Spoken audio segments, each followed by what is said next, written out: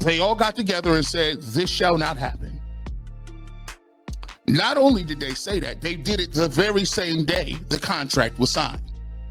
I've been saying on here for so many years, and I've been talking about how the NFL gets down and the way they move and how they gonna move with it. They the toughest gangsters in the game. I'm the one who told you and broke stories about how when these CTE cases come out, they purposely make it difficult for you to even get any settlement money. They've already allotted the money. What if I told you that a quarterback who threw for over 4,100 yards, completed 74% of his passes, and was projected as a first-round lock didn't just fall to the 5th round? He was pushed there. According to ESPN, Shedeur Sanders' slide to the 144th pick was one of the shocking slides in NFL draft history. But here's what they're not telling you. Fresh documents reveal the NFL Management Council has been caught red-handed colluding to suppress player wages, and brother, Shedeur Sanders, just became their latest victim. The same league that blackballed Colin Kaepernick, that admitted to racial norming in CTE testing, that got caught asking sexually inappropriate questions at the combine. They just pulled off their most calculated move yet. And it all started the day Deshaun Watson signed that fully guaranteed contract at y'all. I've been screaming about this for years. The NFL isn't just a sports league. They're the most sophisticated criminal organization in America, and they just got exposed. Mike Florio and Pablo Torre just dropped an hour-long bombshell about arbitration documents that prove what I've been telling you all along.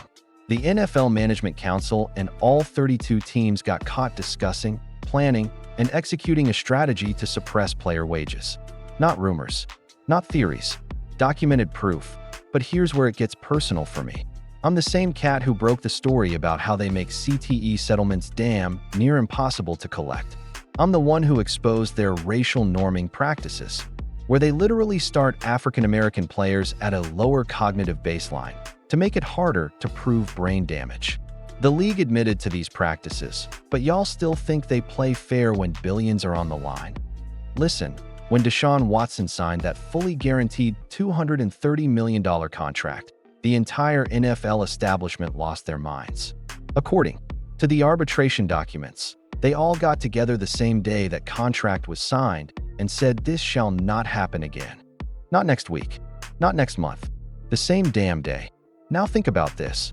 Why would you need to have an emergency meeting if you're running independent businesses? Why would 32 separate franchises need to coordinate their response to one team's contract decision? Because they're not independent, brother. They're a cartel, and Deshaun Watson just broke their unwritten rules. But here's what's really sick about this whole operation. They didn't just punish the Cleveland Browns with suspensions and fines. Nah, that was just the public show. Behind closed doors, they orchestrated something way more calculated. They made Jimmy Haslam an offer he couldn't refuse. Take this. Elon Watson, apologize publicly, and we'll hook you up with a franchise quarterback at a discount price. And that's where Shedeur Sanders comes in. Now tell me this. Why would the Cleveland Browns extensively scout a quarterback they thought was a 5th-round pick? Why would they fly out to Colorado multiple times, conduct private workouts, and spend serious money evaluating someone they allegedly rated as the 144th best player in the draft? According to Pro Football Focus, teams typically conduct that level of evaluation only for players they're targeting in the first 3 rounds. Y'all, this is basic business logic. You don't spend first-round money on scouting a 5th-round talent. But when you know that talent is being artificially suppressed by league-wide collusion, suddenly it makes perfect sense. The Browns weren't scouting a 5th-rounder. They were getting early access to their predetermined compensation for the Watson fiasco. Let me break down exactly how this scheme worked, because it's diabolical in its simplicity. The Management Council told all 32 teams, "We're making an example out of Shedeur Sanders. He's sliding to the 5th round, and the Browns are getting him. Don't even think about drafting him before then." Why Shedeur specifically? Because he represents everything the NFL wants to control. He's got the talent to be a franchise quarterback, the pedigree that comes with the Sanders name, and the social media following that translates to marketing dollars.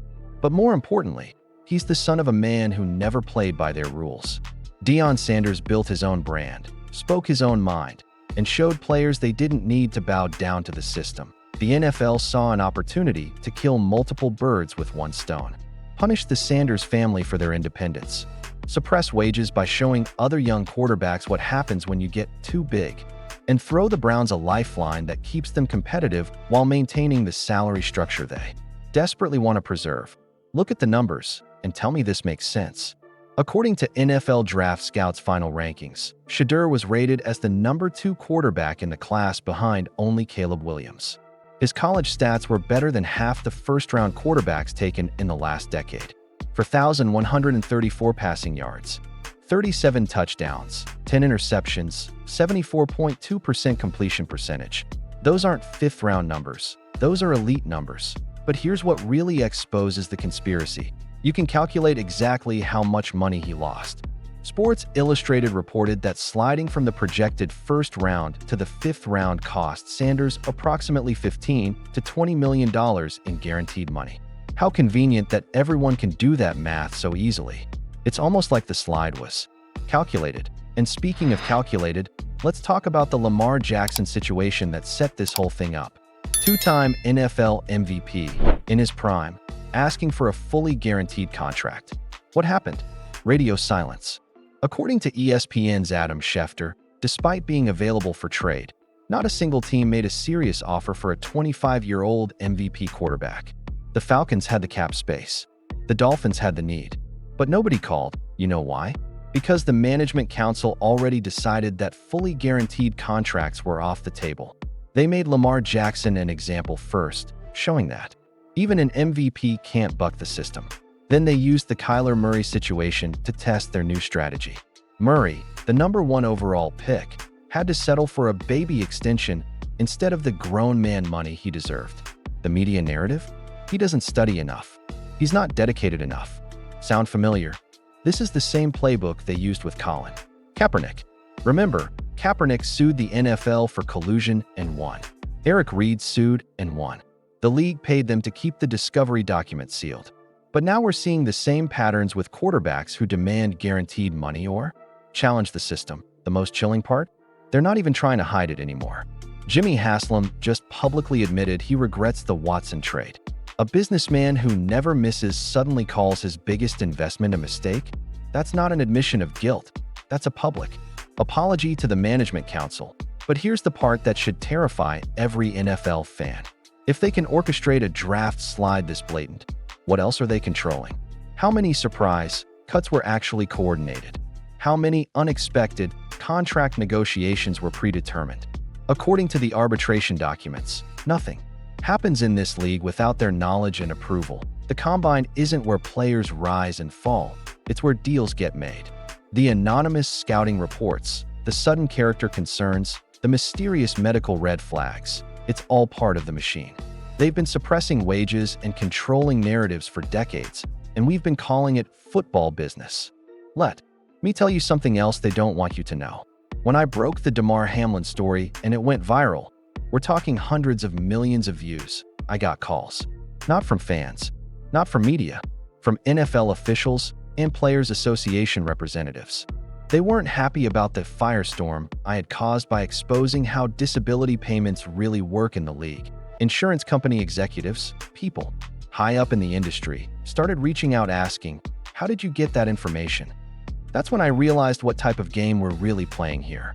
This isn't about football, it's about control, and they'll go to any length to maintain it. The Shedeur Sanders slide isn't just about one quarterback or one draft pick. It's about sending a message to every young player coming into the league. We control your destiny. We decide your value. We determine your future. Step out of line, and we'll make you disappear. But here's what they didn't count on: documentation. These arbitration papers are the smoking gun that proves everything I've been saying. The NFL Management Council, all 32 teams, coordinating to suppress wages, not allegations, not theories. Facts.so. When you watch Shedeur Sanders take the field in Cleveland, remember what you're really seeing. You're watching a franchise quarterback who should be making first-round money, playing for fifth-round wages, because the most powerful cartel in sports decided to make him an example. The question isn't whether NFL collusion exists. The documents prove it does. The question is, what are we going to do about it? Are we going to keep pretending this is just good business? Or are we finally going to acknowledge that we're watching the most sophisticated wage-fixing scheme in American sports history? Think about it. They've admitted to racial norming in brain injury cases. They've admitted to inappropriate questioning at the combine. They've been caught colluding on Colin Kaepernick. They've paid settlements to keep discovery documents sealed. And now we have proof they coordinate to suppress player wages. At what point do we stop calling it conspiracy and start calling it what it is? Organized crime and shoulder pads? But here's the real kicker. This isn't even about the money for these billionaire owners. It's about power. It's about control. It's about making sure that no player, no matter how talented, ever gets big enough to challenge the system. Shedeur Sanders just learned that lesson the hard way. The Cleveland Browns didn't just get a steal in the 5th round. They got their reward for playing ball with the management council. And Shedeur Sanders? He got a masterclass in how the NFL really operates when you threaten their bottom line. So what do you think? Am I crazy for connecting these dots? Or are you finally starting to see the pattern? Is this just good business, strategy, or the most blatant example of sports collusion in modern history? Drop your thoughts in the comments below. And if you think I'm reaching, explain to me how a projected first-round quarterback with elite stats just happens to slide to exactly the team that needed to be compensated for their Watson punishment. Because, brother, in the NFL, there are no coincidences. Only calculated moves by the most ruthless organization in sports. Hit that subscribe button if you want the real truth about how this league operates behind closed doors. And ring that notification bell, because they're definitely not done making examples out of players who dare to challenge the system. The game is rigged, y'all. The only question is whether you're ready to see it.